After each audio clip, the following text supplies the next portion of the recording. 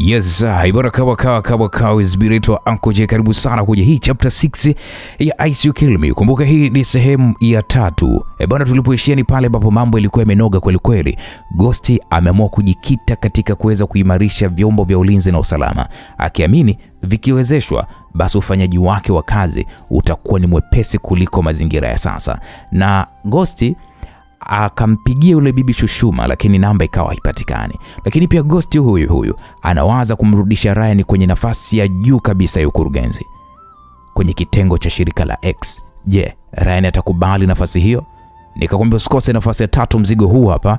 Bwana, karibu tusikilize kwa pamoja kuweza kujua nini hasa kilichojiri humu ndani. Huu ni mzigo ambao umetayarishwa na kuandaliwa na Eda Zaria G Msulwa. Kwenye mic niko Uncle J. Karibu.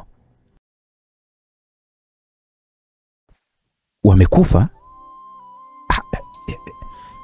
Yaani imekuwaje wamekufa? Naam, Ryan alihamaki, na hii ni mara baada ya kupokea simu kutoka kwa Meja Mgwera. Meja Mgwera alimpatia taarifa Ryan juu ya wale makomando hao wawili kuweza kufariki. Ndio mkuu, daktari amethibitisha ya kwamba umeuawa, na kwa sasa miili yao iko hospitali ya jeshi hapa inafanywa uchunguzi zaidi kuweza kuthibitishwa nini chanzo cha kifo chao, kwa maana ya kwamba wamekufa ndani ya wakati mmoja.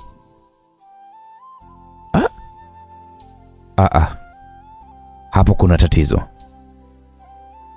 Hapo kuna uwalakini hapo. Ndio hivyo ndugu yangu. Na inavyoonekana wahusika wamefuta ushahidi ili wasitajwe au wasijulikane.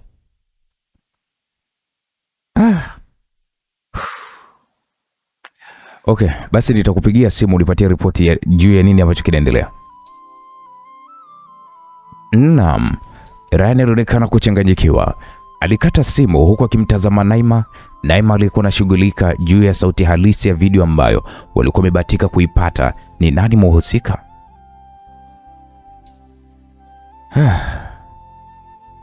Unajua kuna vitu vingi sana vya ajabu ambavyo hii nchi inapitia. Madudu ni mengi sana. Inahitaji kiongozi mwenye kuinyoosha barabara. Alafu kuna kitu mimi nafikiria, japo sidhani kama ni sahihi au sio sahihi. Kitu gani Naima? Unahisi Judy na washirika waliopo nyuma yake watakuwa wamefurahishwa na kushinda uchaguzi kwa Ghost? Yaani wenyewe wameshindwa, ili hali tunajua walikuwa wamejipanga kwa muda mrefu. Naima, unachokisema ni kweli. Hakuna siku zote mtu anayekubali kushindwa. Kwa hiyo wewe unataka kuhisi ya kwamba wao ndio watakuwa wamehusika kwenye hili swala, si ndio? 50-50. Japo sina hakika na sitaki kuwahisi wao moja kwa moja, ila mwenyewe naamini kabisa unawajua kiundani na umefanya nao kazi iliyosababisha kupishana wewe na baba yako. Rani aliguna huku akijitahidi sana kuweza kuunganisha matukio. Kuna tukio moja hivi la mwanamama Katha kuweza kuvamiwa hapa Dar es Salaam. Unaweza kuwa hata na rekodi ya CCTV kamera za mtaa ambao ulithibitishwa na makomando. Si nice. Naima, hebu fanya tuende ule mtaa. Mimi kuna kitu nahitaji kuweza kukipata kutoka pale. Sawa. Naima alifunika laptop yake na kisha akaingiza ndani begi dogo la mgongoni, na kisha wakatoka eneo hilo. Waliingia ndani ya gari na kuanza safari taratibu. Hapo simu ya Ryan ilionekana kuanza kuita. Alitoa mfukoni na kuitazama kwa sekunde kadhaa. Ni mzee anapiga. Mpokelee. Mzee, shikamoo. Marhaba, umemkaje? Hivyo tu. Kuna taarifa yoyote ambayo umefanikiwa kuipata jana usiku kutoka kwa wale makomando? Hapana baba. Okay, sawa. Taarifa ambayo nimeletewa ni kwamba wamekufa kwenye vyumba vyao, na kwa maelezo machache nimeambiwa kwamba uliwachoma sindano za maumivu. Baba, kwanza mimi nilimchoma mtu mmoja tu, na kiwango nilichomchoma hakina uwezo wa kuwapelekea wao waweze kufa wote wawili. Hapo kuna mkono wa mtu mzee. Hilo ni jambo la kawaida kwa mtuhumiwa kama akikamatwa na ana siri. Kufanyiwa kitu ambacho mimi nimemfanyia ni kitu cha kawaida. Lakini waliomtuma kumuua ni rahisi kama wanashirikiana na watu wa ndani ya serikali. Hilo ni kweli. Ya baba, lazima tu wauawe. Kwanza wewe sasa hivi uko wapi? Mzee, mimi niko ndani ya gari, kuna sehemu naelekea. Okay, sawa. Sasa fanya hivi, ukitoka kwenye hiyo sehemu nahitaji uje moja kwa moja Ikulu. Nina mazungumzo ya kina sana na wewe. Sawa mzee. Hapo Ghost akakata simu. Naima. Tuna safari ya kuelekea Ikulu. Mzee anahitaji kuweza kuzungumza na mimi. Anahitaji kukuambia nini? Hata sijui. Kweli wakafika katika mtaa ambao Mwanamama Katha na walinzi wake wana majumba ya kifahari ya ghorofa moja. Mtaa ulikuwa umetulia, na hii ni kutokana na mazingira eneo hilo. Ukawafanya Ryan pamoja na Naima kushuka ndani ya gari na kutembea kwa miguu. Nyumba aliyokuwa anaishi ni ile pale.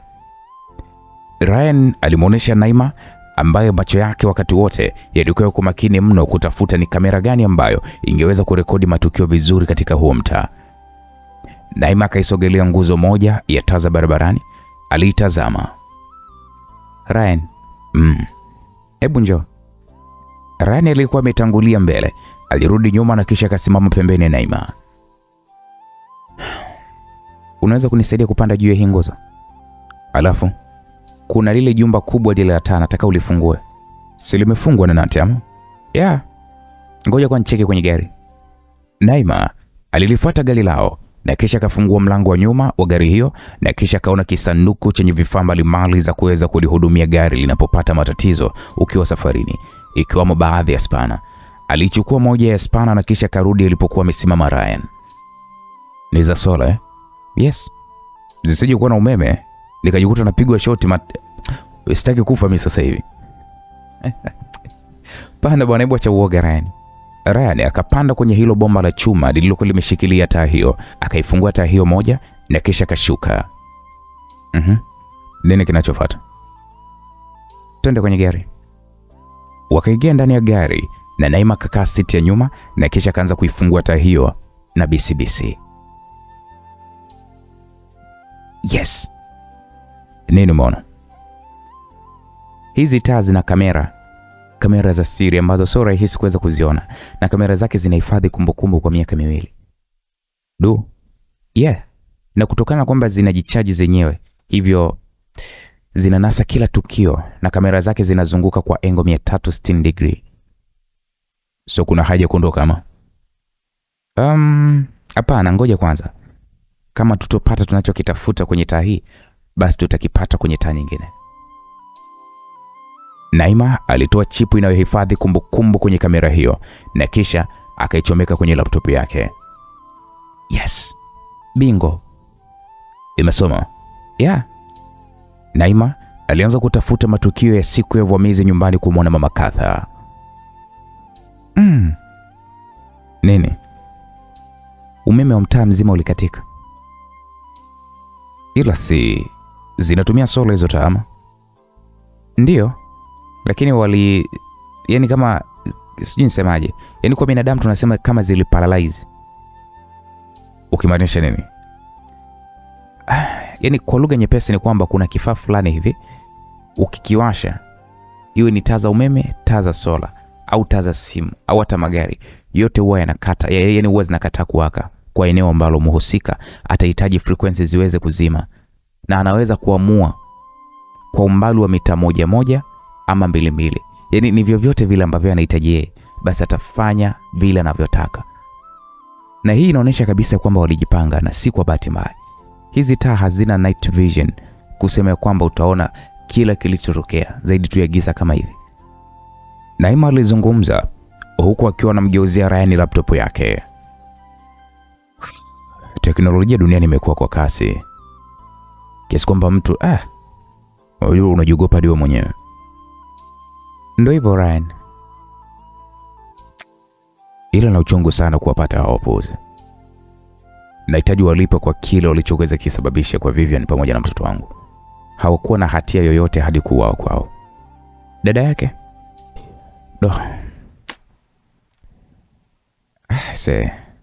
Ndo ananijia akilini sasa hivi, ujue nilishamsahau.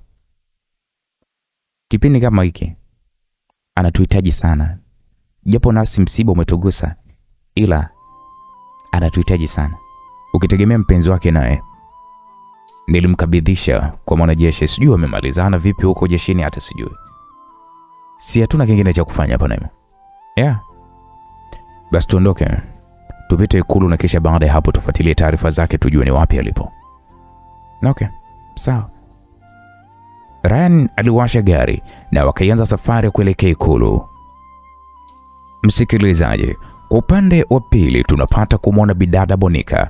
Monica alikuwa anazungumza kwa kusema, mpenzi, inabidi nirudi nchini Tanzania. Monica alizungumza huku akiwa amevalia nguo ya ndani tu pamoja na sidiria. Walikuwa wakiendelea kuponda raha na Mheshimiwa Rais alikuwa ametoka madarakani na hapo walikuwa wako Dubai kwa mapumziko. Unataka kurudi Tanzania kwenda kufanyaje? Simuona shambulizi lililotokea mpenzi wangu. Na ukumbuke mimi sijajibiwa bado barua yangu ya kuacha kazi. Lakini pia mzee Max ambaye kwangu ni kama baba, hali yake iko tete. Na kwangu yule ndo alikuwa baba mlezi. Hebu achana na hayo mambo bwana we. Umeshafanya kazi yako, imeisha. Kwa sasa inabidi upumzike, na wewe ni binadamu. Maisha yenyewe haya mafupi. Tena tuna pesa, tuna kila kitu tunachokihitaji kwa sasa. Jumba hili lote ni mali yetu. Sasa wasiwasi wako nini? Una wasiwasi wa nini mpenzi? Sawa.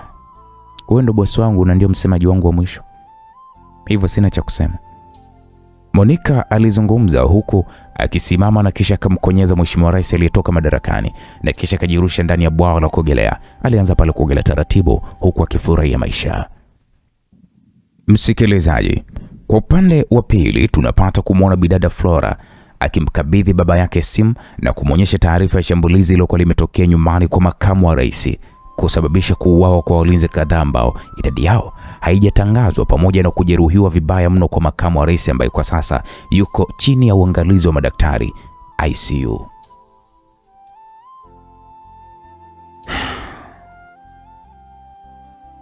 Hiyo taarifa imenifanya nisitishe maamuzi yangu. Maamuzi gani? Ya kutoa hii mimba. Sasa taarifa hii inahusiana vipi na wewe na ujauzito wako? Baba, nakumbuka vizuri maneno yako ya kwamba umaskini ni kitu kibaya. Japo tuna pesa ambazo kwa sasa hatuna uhuru nazo, ila tuna umaskini wa walinzi. Endapo tungekuwa tuna pesa, basi leo hii tusingekuwa hapa tunanyanyasika kisa tu kumlipa huyu mwenda wazimu msaada wake. Flora alizungumza kwa msisitizo mno. Sasa wewe binti yangu unataka tufanyaje? Nahitaji kupata nguvu yake. Urithi wote uwe wa mwanangu, na nikiona kauli kwa hawa watu wake, basi vita yangu itaanza upya. Wewe umeshindwa, utakaa nyuma yangu kama mshauri, ila kwa sasa acha niwe fala kufanya kila anachojisikia na kukihitaji kwangu, ila siku inakuja ambayo nitakutana uso kwa uso na shetani. Na hutokuja kukanwa kamini kwamba mimi ndio mimi. Flora mara baada kumaliza kuzungumza maneno hayo, aliondoka na kumwacha baba yake akimtazama kwa mshangao, kwani toka wamefika nchini Japan amepoteza upendo na heshima yote ambayo alikuwa anaipata kutoka kwa Flora. Msikilizaji, kwa upande mwingine, baada ya kukaguliwa, waliweza kuruhusiwa kuingia Ikulu. Ryan pamoja na Naima wakapokelewa na mlinzi wa rais na moja kwa moja wakapelekwa hadi ofisini kwa Ghosti. Wewe dada, wewe utasubiri hapa. Mlinzi huyo alimzuia Naima kuingia ndani ya ofisi hiyo. Ryan akasema kama huyo hatoingia na mimi siwezi kuingia. Hapana Ryan, wewe ingia tu. Unaweza kuwa na mazungumzo muhimu kati ya baba na mtoto, hivyo usiwe na shaka, mimi nakusubiria hapa. Kwa hiyo Naima umeridhika? 100%. Ryan alimtazama Naima kwa sekunde kadhaa na kisha mlinzi huyo akamfungulia mlango Ryan. Ryan akaingia ndani.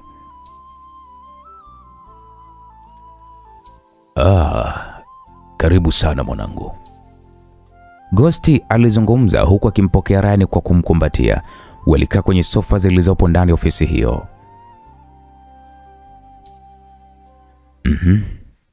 Uletewe juisi ama kahawa?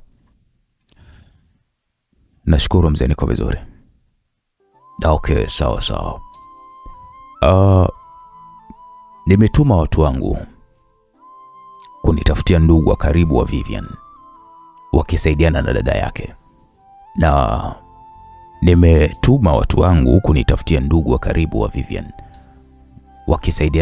yake.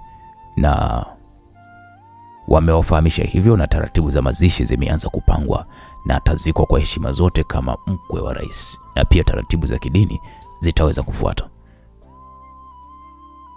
Sawa, nashukuru kwa hilo baba. Unajua Ryan, mambo yameenda kasi sana kiasi cha kuona giza mbele yangu. Ndio uongozi wa mzee. Kuongoza nchi sio lile mama. Inakupasa kukaza kisawa sawa, kwa maana unaongoza watu wenye kila aina ya tabia, wazima, wenye akili, wenda wazimu na kadhalika. Hivyo ni jukumu lako kuweza kutuliza nchi na mambo yaweze kusonga mbele. Unachokisema ni kweli kabisa. Ni kweli kabisa mwanangu. Sasa nilichokuitia hapa ni kwamba Monica ameandika barua ya kuacha kazi na amenipa sababu kwamba anahitaji kuishi na Cleopatra. Nikaona kabla ya kumruhusu kumchukua mtoto ni vyema nikushirikishe na wewe. Kama unavyojua, hiyo ni familia yako na wewe ndio msemaji wa mwisho. Mzee, mimi siwezi kumnyima haki yake ya kuishi na Cleopatra. Na isitoshe toka kuzaliwa kwake mimi sikuwepo. Hivyo kama angehitaji kumficha mimi nisingejua hadi leo hii. Hivyo sioni sababu ya kumkatalia. Kikubwa tu awe kwenye mikono salama. Basi. Unajua hayo ni maamuzi mazuri. Tena umefanya maamuzi ya kiume. Sasa kama unavyoona, nchi ipo kwenye maporomoko, naweza nikasema, au mporomoko, hususan kwenye masuala ya usalama. Uvamizi umekuwa ni mkubwa sana.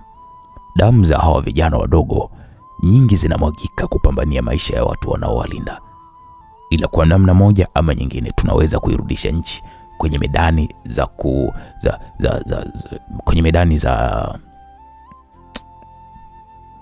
kwenye medani za kimataifa na sifa yetu ikarudi kuwa kama kawaida. Kwa maana kama rais na makamu wake wamevamiwa, basi hata watalii hawatakuwa na amani ya kuja nchini kwetu na kutembelea vivutio vyetu. Ni kweli uko sahihi mzee. Sasa basi, nahitaji kukupatia nafasi nyeti sana serikalini. Nahitaji uwe mkurugenzi wa shirika la X.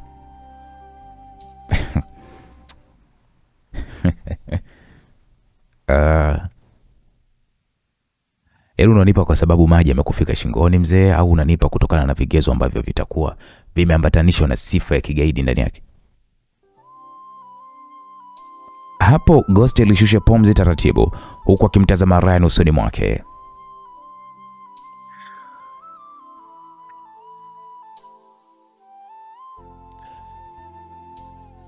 Natambua una kila sababu ya kuyasema hayo Ryan, na nakubali ya kwamba nilikosea. Nakupa nafasi hii ili kujenga nchi ambayo kesho watoto wako ndio watakuwa warithi wa amani utakayoweza kuijenga leo. Hapo Ryan akakaa kimya kwa sekunde kadhaa. Nisikilize kijana wangu Ryan. Shirika la X linahitaji kufumuliwa na kuingizwa mfumo mpya, na usiwe mfumo wa kisiasa au usiwe mfumo wa kufuata matakwa ya watu wachache na kuacha kushughulika na usalama wa taifa. Hebu jaribu kufikiria yaliyotokea jana na yatakayotokea kesho. Vivian kimasihara tu tunamzika, na mtoto wako ambaye maskini ya Mungu hajawahi kuona hata mwanga wa hii dunia. Sasa nakupa hiyo nafasi kwa sababu si kwamba wewe ni mwanangu tu, hapana, ila umepitia changamoto nyingi, changamoto ambazo leo hii zimekujenga na umekuwa imara zaidi na zaidi ya kipindi ulichokuwa upo chini ya hilo shirika. Natambua ni majukumu makubwa kwako na umri wako pia, ila nahitaji mtu mpiganaji, nahitaji mtu ambaye ni mpambanaji, na hii itakusaidia wewe na rafiki yako kuhakikisha mnatumia kila chanzo kupata taarifa ya waliohusika na hili shambulizi, na ikiwezekana tuwawinde. Na kuomba sana Ryan, sina mtu mwingine anayemwamini kwenye hili zaidi yako wewe. Ghost alizungumza kwa msisitizo na kumfanya Ryan kwanza kulegemea sofa lilokuwa amelikalia, huku akimtazama baba yake ambaye haelewi ampatie jibu gani, kwani alishaapa haturudi kufanya kazi serikalini hadi kufa kwake. Sasa mzee, nahitaji kwanza kawa ni boost mwili wangu kwa sababu nimechoka. Ghost alimpigia sekretari wake na baada muda mfupi akaingia akiwa na chupa pamoja na vikombe viwili. Aliwaandalia pale kahawa hiyo na Ghost alianza pale kunywa taratibu. Vipi kijana wangu? Unahisi nimekuwekea sumu? Haishindikani kuniwekea sumu. Okay, tuachane na hayo. Nilikuwa nina mkutano na wakuu wa vyombo vya ulinzi na usalama. Nimezungumza nao na nimegundua tatizo kubwa ni kutokupata mshahara kwa wakati. Mishahara midogo, posho zao kutokulipwa, na ndio maana kunatokea mgawanyiko ndani ya majeshi na hata siri pia kuvuja. Ngoja kwanza nikwambie tu ukweli mzee. Ukweli ambao wao pia hawajakwambia. Hakuna kiongozi wa ngazi ya juu aliyependa wewe kuweza kuingia madarakani. Hivyo hata uwape pesa sijui uwape nini, ila hawakupendi kwa sababu moja. Sio rais ambaye walimuhitaji. Sijui ulipita kwa njia gani, ila hukuwa kipenzi chao. Swali dogo tu. Hadi makomando wanaingia nchini, ni lazima watakuwa wamepata support kutoka kwa hao viongozi wa ngazi za juu. Leo umeniambia kwamba umekufa, ila kwa jinsi nilivyoangalia hawakutamani kufa, ila kilichotokea kwao ni kuuawa.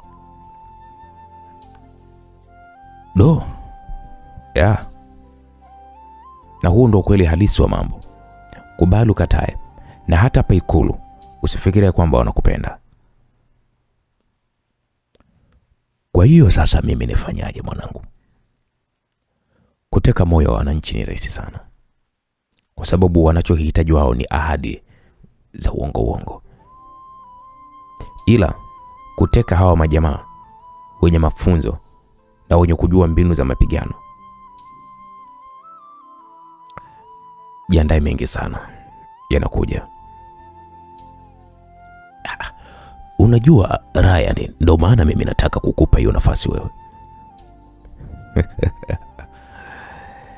Itakuwa ni nchi ya ajabu sana ambayo rais amempa idara ya usalama wa taifa mwanae ambaye kwa amri yake alitangaza ni gaidi. Na kama ni gaidi, wewe huoni kwamba kutakuwa kuna sitofahamu hapo? Kikubwa mimi ninachokushauri sasa hivi ni kuhakikisha tu kwamba unasimamia misimamo yako. Kivipi sasa? Wewe shughulika kwanza kuweza kuwaboreshea maslahi yao, na kisha baada ya hapo tutaweza kuongea. Ila kwa sasa siwezi kukupa jibu la moja kwa moja kwamba nimekubaliana na ofa uliokuwa umenipatia. Sawa, mimi nimekuelewa, kwa sababu hata Maxi angefurahi sana kukuona ukiwa kwa serikalini. Muombe tu arudi akiwa kwa hai. Ryan akaimalizia pale kawa hiyo na kisha akasimama. Nikutakia siku njema mzee. Ryan alitoka pale ofisini kwa Ghost.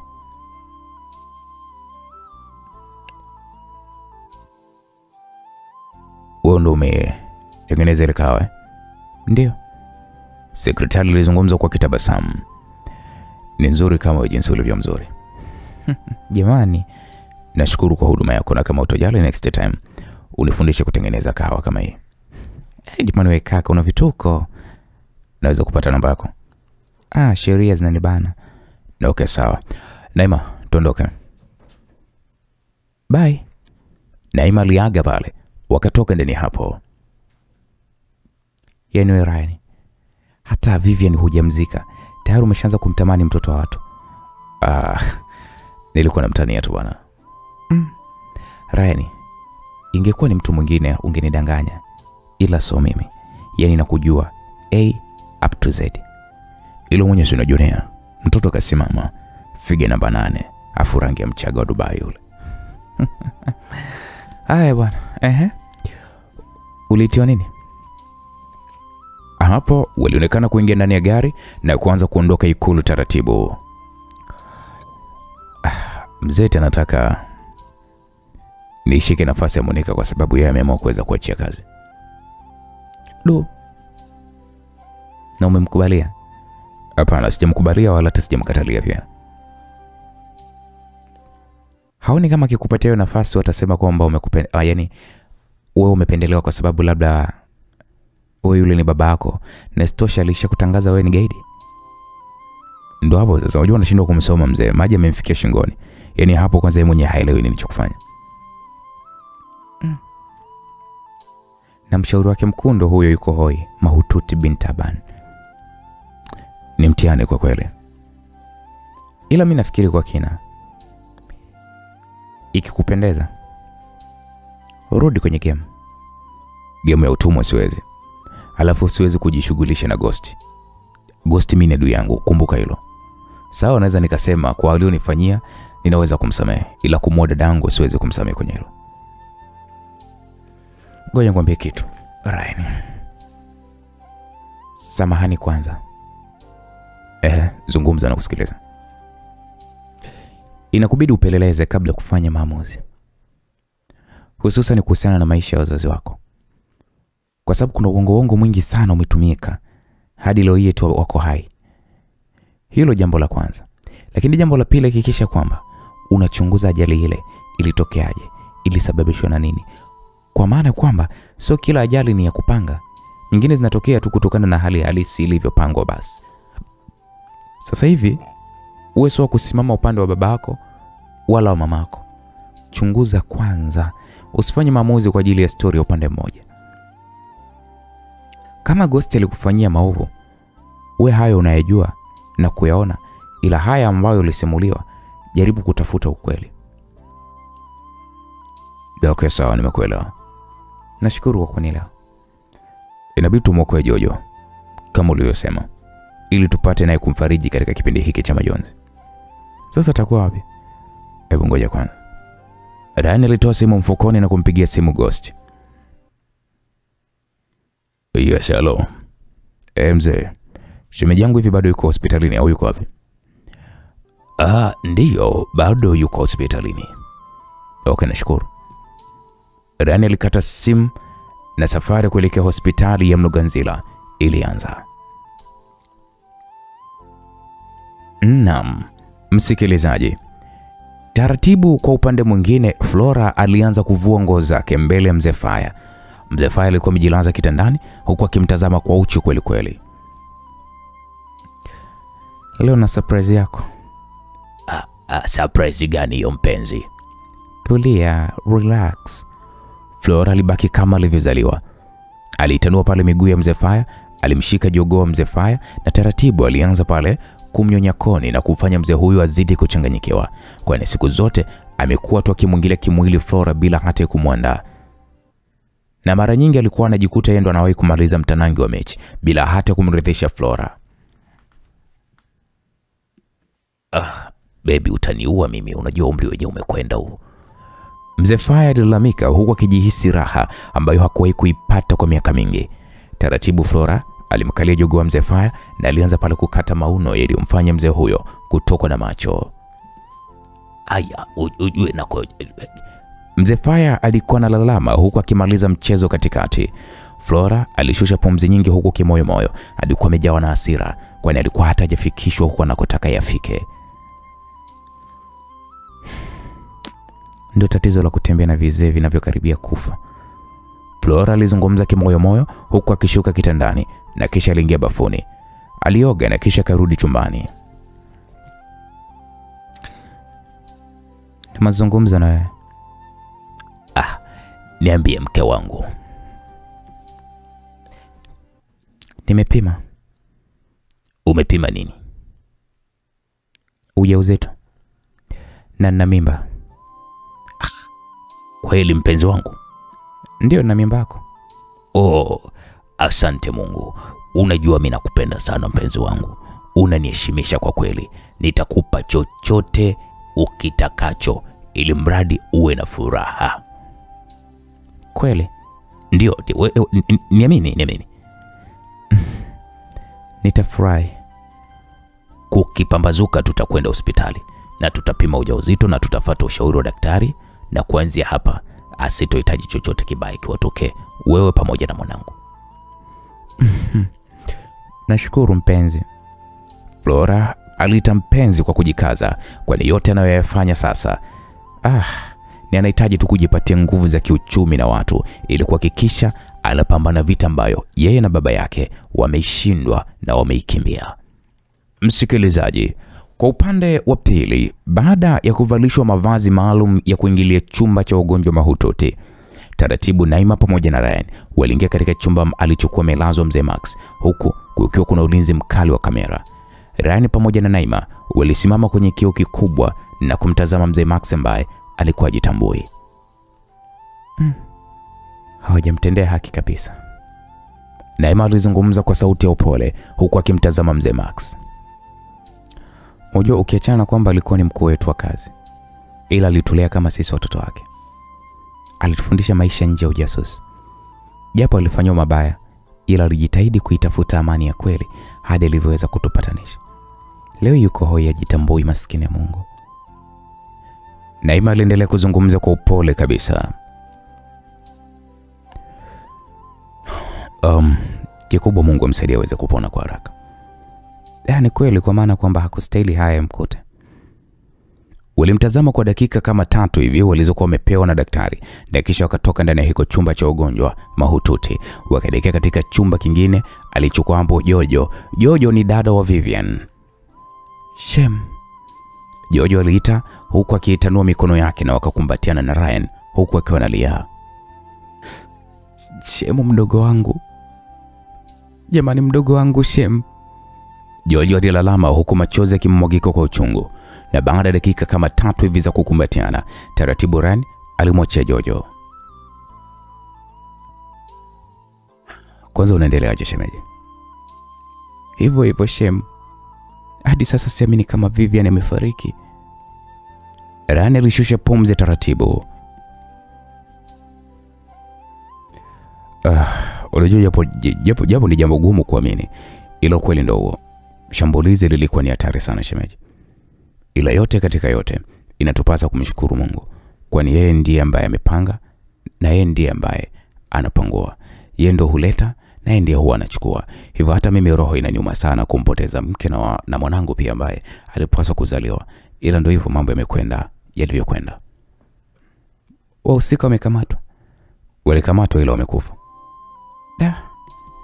Nilizungumza na mzee na akanieleza taratibu zote za maziko zinashughulikiwa na serikali. Ni kweli, hata mimi niliongea naye hivyo na namshukuru kwa kunishika mkono, kwa maana peke yangu nisingeweza. Usijali shemeji. Madaktari wanasemaje? Ni mshtuko wa kile kilichotokea, ila wameniambia kwamba leo watanipatia ruhusa ya kutoka humu. Okay, sawa. Tulikuja kumuona mzee Max na amelazwa ICU. Sijui kama una taarifa hiyo. Niliambiwa na mmoja wa madaktari. Kikubwa naye tumuombea zidi kuweza kupambania afya yake na kirudi kwenye majukumu yake kila siku. Amen. Simu ya Ryan ilianza kuita. Alitoa mfukoni na kuiangalia. Akamwambia pale shemeji yake kwamba samahani. Ryan alitoka ndani hapo na kumwacha Naima pamoja na Jojo akizungumza. Hello Meja. Mkuu, majibu yametoka. Yanasemaje? Wamekufa kutokana na sumu ya risasi ambayo ilikuwa inasambaa taratibu kwenye miili yao. Mkuu, unajua inastajabisha, na nimejaribu kufuatilia CCTV kamera, hapakuwa na cha kustajabisha huko kusema kwamba kuna watu wamewaua. Okay, sawa, kuna haja kulifuatilia sana. kwa sababu hakuna chochote ambacho tungeweza kukipata kutoka kwao. Yaani kweli mkuu, mmegundua chochote kwenye ile video? Hapana. Ila vyombo vingine vitaweza kulishughulikia ile swala. Sawa kaka, nashukuru kwa ushirikiano wako. Poa, usijali. Ryan alikata simu na kurudi katika chumba alichokuwa Naima pamoja na Jojo. Naam, msikilizaji. Kwa upande wa pili tunampata kumwona Eddie. Eddie aliitazama kwa sekunde kadhaa simu iliyokuwa inaita. Alichukua na kisha kaipokea na kisha kaiweka sikioni. Yes, hello. Kazi imekwenda vile tulivyopanga. Wameshaondolewa. Okay, vizuri sana Godi. Najua kijana wako amewadadisi Naima pamoja na Ryan. Nipo naye hapa, unaweza kumhoji. Halo mkuu. Vipi hao vijana wawili? Ukiwadadisi kuna chochote ambacho wanahisi dhidi yetu? Hapana. Nimezungumza na Ryan muda mchache uliopita na Ryan anaonekana kutokulitilia msisitizo kwa kilichokuwa kimefanyika. Je, ana mpango wa kulipa kisasi kwa kifo cha Vivian? Sijamsikia kwenye hilo, ila nitajaribu kukaa nao karibu ili kujua mienendo yao. Okay, sawa, fanya hivyo. Na endapo watajaribu kupiga hatua hakikisha unanifahamisha. Tumeelewana Meja? Hakuna shaka mkuu. Kingine, hili swala linahitaji umakini wa hali ya juu. Wasikugundue ili uendelee kuvuna kile tunachohitaji kukifahamu. Hakuna shaka mheshimiwa. Okay, sawa. Mrudishie simu Godi. Ndio kaka. Godi, umepata nafasi ya kumtazama huyo mzee aliyelala? Ndio, robo tatu ya maisha yake ni mfu. Yaani kwa kifupi upo kuzimu. Pamebaki kidogo tu kuweza kummalizia kabisa. Ila kusema ule kweli hakuna kitu cha maana kwake. Okay, sawa Godi. Ila tusijipe matumaini ya moja kwa moja kwa sababu mission ilikuwa ni kumuondoa duniani. Ni kweli mkuu, ila acha tusubiri na tuone nini kitakachoweza kutokea. Okay, sawa Godi. Mimi nikutakia siku njema. Nawe pia kaka. Eddie akakata simu na kisha akageuka ukutani, eneo lenye picha nyingi zilizokuwa zimebandikwa, huku Judy akitazama picha 3 ambazo ni za Ryan, Naima pamoja na Ghosti. Mtu anayekwamisha mipango yetu siku zote hapaswi kuendelea kuishi. Eddie, tuwe makini sana. Hawa wawili endapo wataendelea kuwa hai, tutafeli kwa kiwango cha hali ya juu. Ghosti na Naima sio tatizo sana. Ila unajua nini kilichopo kwa Ryan? Ni nini? Yule ni full package ninja. Yaani yule ni ninja. Yule ni komando. Yaani ana sifa zote ambazo wale watu wapiganaji hatari wanazo. Yeye nazo. Jicho langu hadi kumuona yeye na kumchagua halikuwa jambo jepesi. Hivyo nisikuongope Judy wala nisipindishe maneno. Hatuwezi kumuua Ryan. Na endapo tukimgusa Naima, basi tumemgusa yeye. Hivyo hapa kwa kushughulika naye sasa hivi ni Ghost. Tuhakikishe tunamuua ndani ya mwezi huu wa kwanza wa uongozi wake kabla mambo mengi hayajaweza kutokea, na kisha baada ya hapo nchi itakuwa mikononi mwetu. Eddie alizungumza kwa kujiamini na kumfanya Judy kushusha pumzi, kwani anatamani sana kuhakikisha Ryan na Naima wanakufa kutokana na kwamba wamekwamisha kwake yeye kutokutimiza malengo ya kumuua mzee Max kama mpango wao ulivyokuwa umepangwa. Sasa hivi mission itakayofuata, sitatuma makomando. Kwa hiyo Eddie, unataka kuniambia utawatuma kina nani sasa? Lazima nchi itakuwa iko makini kuhakikisha kwamba usalama unaimarishwa, hususan kwa viongozi wa nchi. Hivyo nitatuma wasiotegemewa. Okay, sawa. Na kuamini Eddie, kwenye mipango yako sina shaka, ila swala la kuwasiliana na Godi kidogo tulisitishe kwa muda, kwa maana kwamba lazima upelelezi utakuwa unafanywa. Sawa. Ila hata hii njia ya kuwasiliana nao hawezi kunasa mawasiliano yake. Ila kutokana na hali halisi inabidi tutulie kidogo. Okay. Sawa. Naam. Ulinzi ukaimarishwa kwenye makaburi ya Sinza ambapo wanafamilia wa Vivian waliamua kuweza kuupumzisha mwili wa Vivian na kichanga chake. Rais Ghost ni miongoni mwa waliohudhuria mazishi hayo ya mkwe wake, ambayo baadhi ya wananchi waliohudhuria hapo walijiuliza maswali mengi sana juu ya uwepo wa Ghost eneo hilo, ikiwa Vivian hakuwa kiongozi yote yule serikalini. Baada ya mazishi kuweza kuisha, rais alimfuata Jojo sehemu alipokuwa amekaa.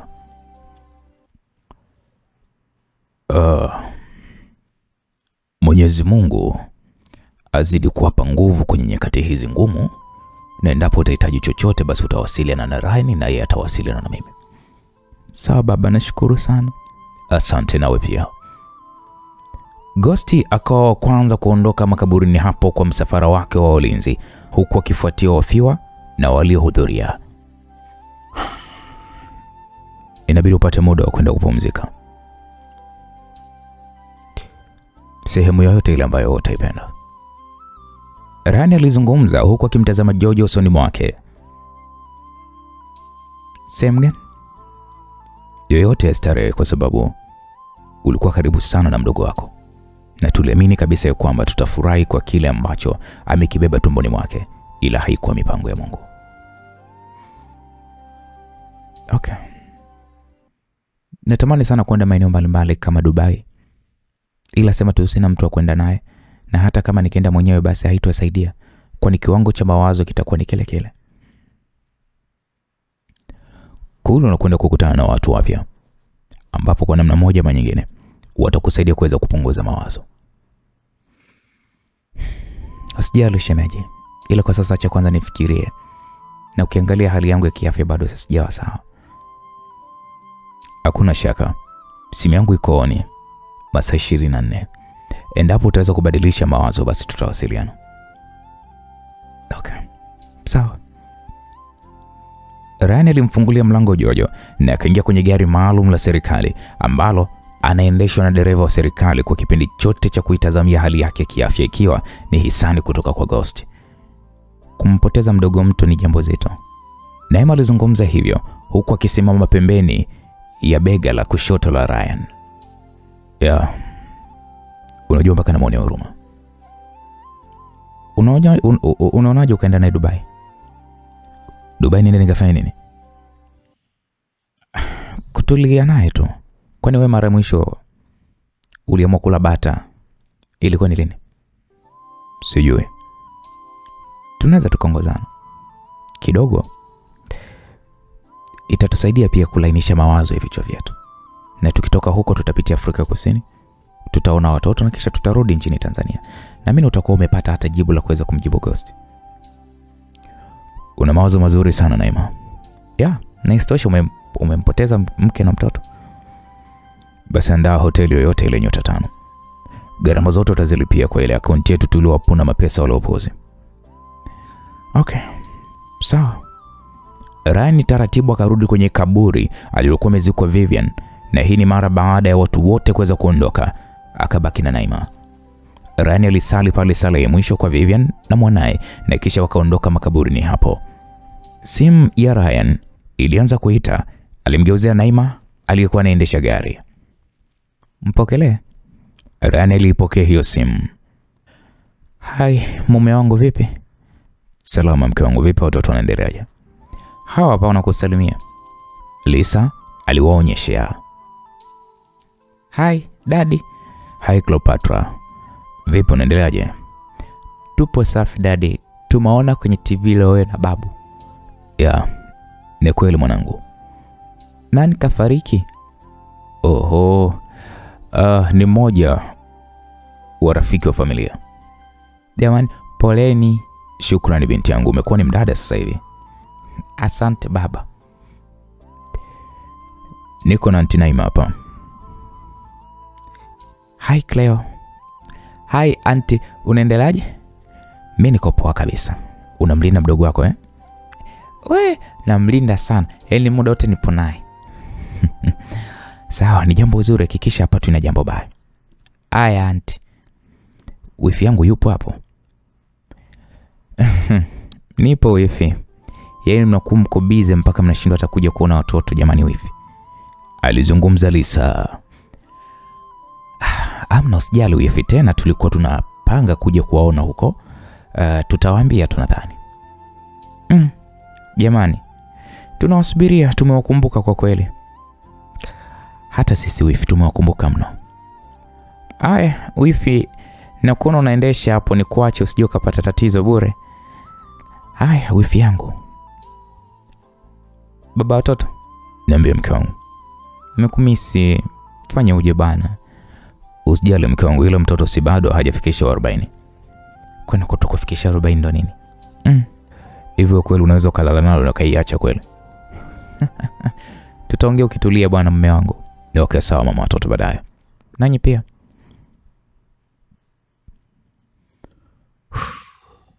Ryan akakata simu. Ryan, kwani usimtambulishe Lisa kwa mama? Kwa maana ni mke wako ndoa. Wakati wa kumtambulisha bado, kwa sababu ni mimi na wewe ambao tunajua ya kwamba mama yu hai. Hivyo sasa hivi ukimtambulisha kwa mama ni lazima tutashindwa kuweza kuvumilia. Atamwambia tu Ghost, na kisha mwambia hapo nahisi nini ambacho kitatokea? Nipata shika nguo kuchanika. Ya ndio hivyo. Hivyo hili swala la mama waliacha kwanza. Naam, kwa upande wa pili, ahadi ya Ghost katika kuboresha majeshi akaanza kuitekeleza kwa haraka mno. Wanaosalama wote kuanzia jeshi la ulinzi hadi jeshi la zimamoto walilipwa madai yao waliokuwa wanayadai serikalini, huku uboreshaji wa manunuzi ya magari mapya, sare za majeshi hizo zikitengenezwa kwa wingi mno. Silaha pamoja na vifaa vya kisasa vikazidi kununuliwa kwa wingi na uhitaji wa jeshi husika. Makambi yote ya jeshi, yote yenye kota zilizochakavu, zilianza kujengwa upya na zenye ubora wa hali ya juu, zinazoendana kabisa na maisha ya kisasa. Furaha na motisha kwa wanajeshi zilianza kurejea, na hata utendaji wa kazi pia ulizidi kuimarika. Walio kwenye kozi na kuto kupandishwa vyeo wakaanza kupandishwa vyeo kutokana na kozi ulionayo, na walioomba kwenda kozi kwa kipindi kirefu na kunyimwa nafasi hizo nao pia wakaanza pale kutekeleza kozi kuhakikisha kwamba uboreshaji wa ndani wa majeshi unazidi kuimarika. Imani na serikali ndani ya majeshi ilianza kurejea, huku Ghost akionekana kuwa ndo rais bora kwani amejali maslahi yao.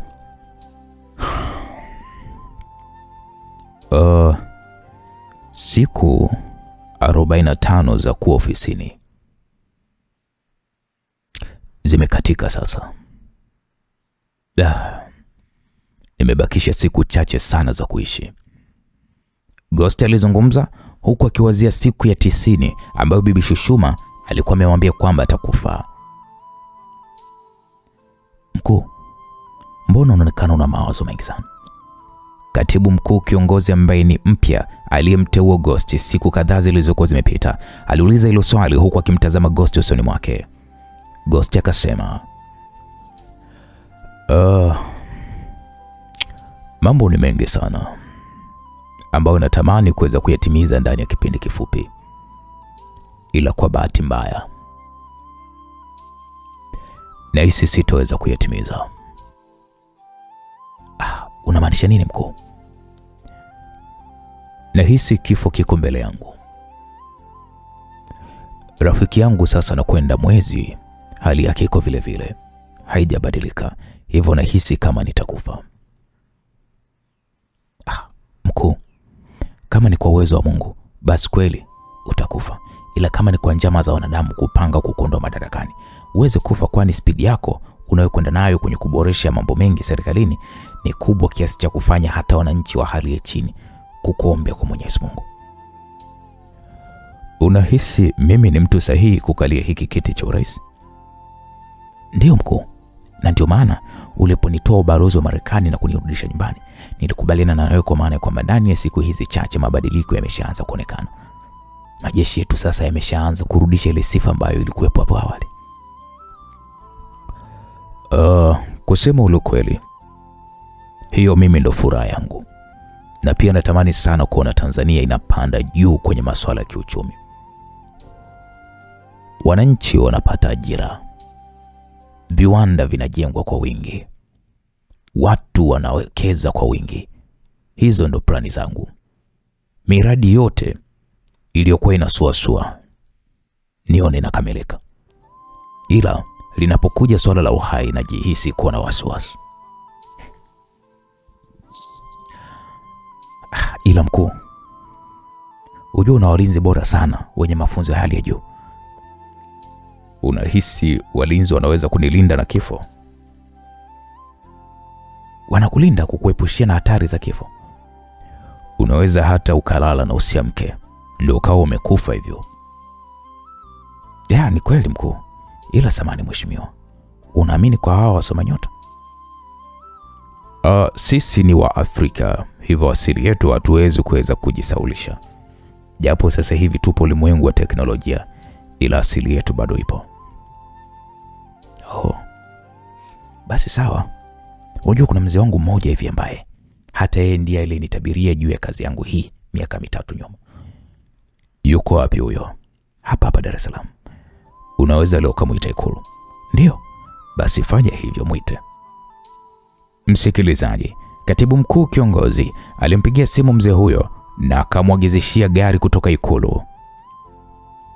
Sasa huyo mzee wako yeye anasoma tu nyota au anapangua pia baadhi na mambo mabaya? Mkuu, vyovyote unavyotaka yeye anafanya. Alafu mheshimiwa, kwenye hizi serikali zetu, hususan kwenye nafasi kama ya kwako ya urais, lazima uwe na timu ya kamati ya ufundi. Ambayo ikoje hiyo? Vizuri. Unajua dunia ina mambo mengi sana mkuu.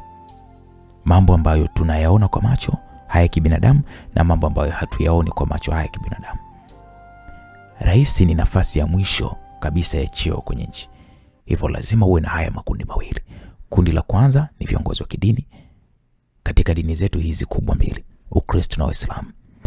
Hawa kazi yao ni kukuombea, na sio hawa matapeli wa mjini. Wapo wale ambao wanaifanya kazi kweli kweli ya Mungu. Kundi hili la pili ni lile kundi la wataalamu sasa, kama huyo mzee na wengineo. Kundi hili litakuwa linakusomea yajayo na kupangwa ile mabaya. Mkuu, viongozi wote waliopita kwenye hii Ikulu na hata huko zamani walikuwa wanatumia mbinu hizi. Tembelea popote, hutokuta kiongozi anayekaa tu kizembezembe. Lazima awe na walinzi. So walinzi hao kutembea nao, walinzi wa kimila. Ila mimi nadhani kumtegemea Mungu ndo vizuri zaidi. Ya, ni kweli mkuu. Ni vizuri zaidi, ila mheshimiwa, haya ni maisha. Na kwenye vitabu vyote vya dini vimezungumzia uchawi, vikimaanisha kwamba uchawi upo na unatambulika. Hivyo kujiongeza mheshimiwa sio jambo la dharau, sio la kulidharau. Ni vyema kuwa na kamati hizi za kiufundi. Sawa. Basi mimi nimekuelewa. Naam. Msikilizaji, katibu mkuu kiongozi alitoa pale simu yake mfukoni na kisha akasoma message. Akasema, mkuu, tayari mtaalamu amefika. Sawa, mkaribishe basi hapo ofisini. Ila si msiri huyo. Huyo ni msiri sana, na misingi ya kazi yake haimruhusu kutoa siri za watu wake. Basi sawa, mlete unane naye. Mzee huyo ambaye ndio katibu mkuu alitoka ofisini hapo, na baada ya dakika 5 akarudi akiwa ameongozana na mzee mrefu hivi alivalia shati jeupe na suruali ya rangi ya kaki. Wakasalimiana pale na Ghost na alimkaribisha kukaa kwenye sofa zilizopo ofisini hapo. Hapakuwa na muda wa kupoteza. Alianza shughuli ya kumtazama rais matatizo yake.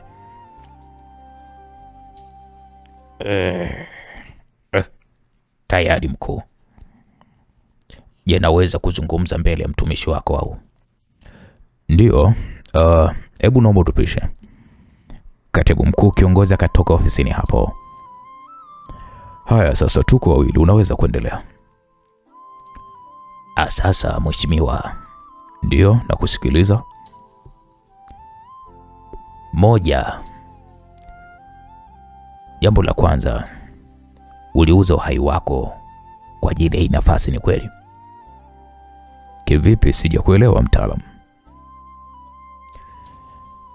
Inaonesha hapo ulikuwa hauna nafasi wewe ya kuwa rais wa nchi, ila kupitia nguvu za giza ukapata nafasi hii kwa makubaliano ya kudumu kwenye nafasi yako kwa muda mchache, na kisha baada ya hapo roho yako itatolewa kwenye ulimwengu huu wa kawaida na utaonekana umekufa, ila hutokufa. Utakwenda kuwa mmoja wa misukule ya kunufaisha wale waliokupa hii nafasi ya kukaa madarakani, na hayo ni makubaliano uliojiwekea.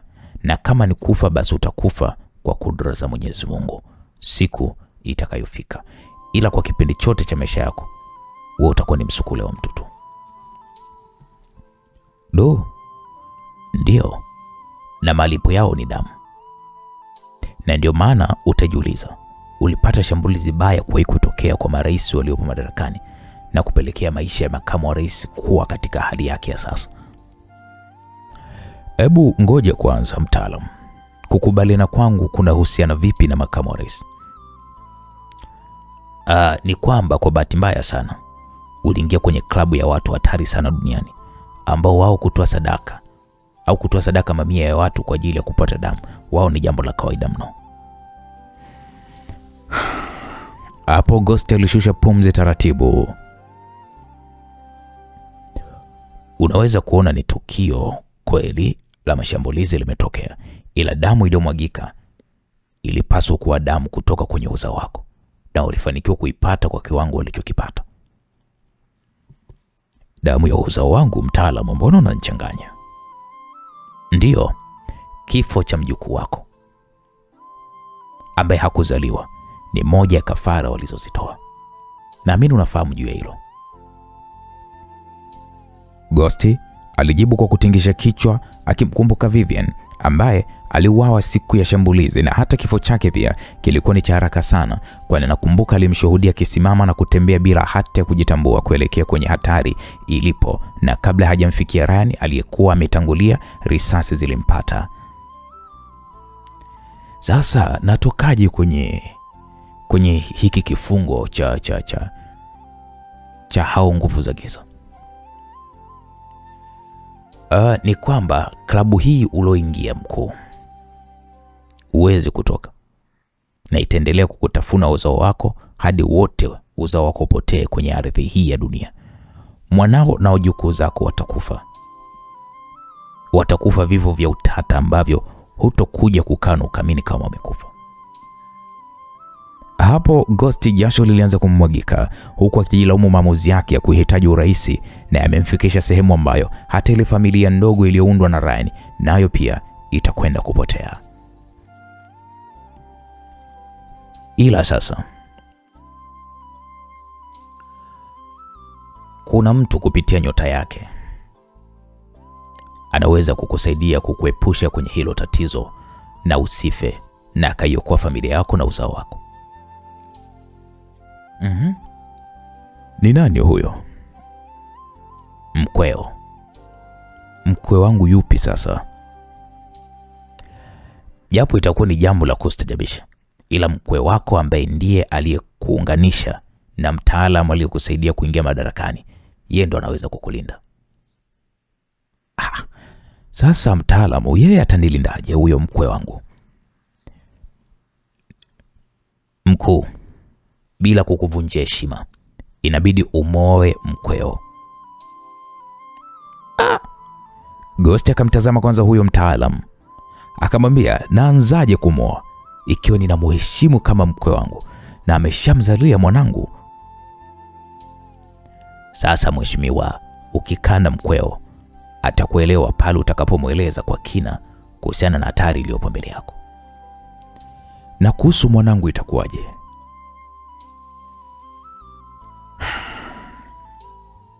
Nisikilize mheshimiwa, ukitaka kujiokoa kwenye hili usiangalie itakuwaje, kwani hata huyo mwanao atafariki endapo tu usipojikomboa.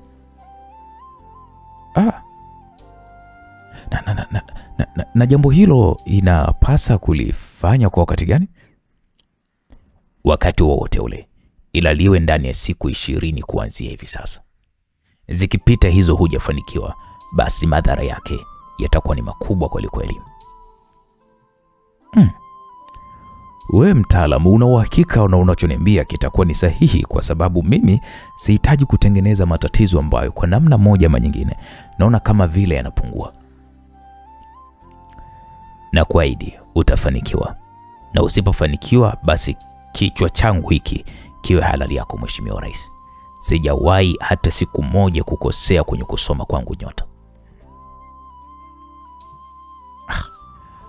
Unajua mtaalamu, haya mambo haya wakati mwingine yanaleta tafurani na familia. Nina mtoto mmoja tu na sikufichi, nilikuwa nachukiana naye kwa kiwango cha hali ya juu.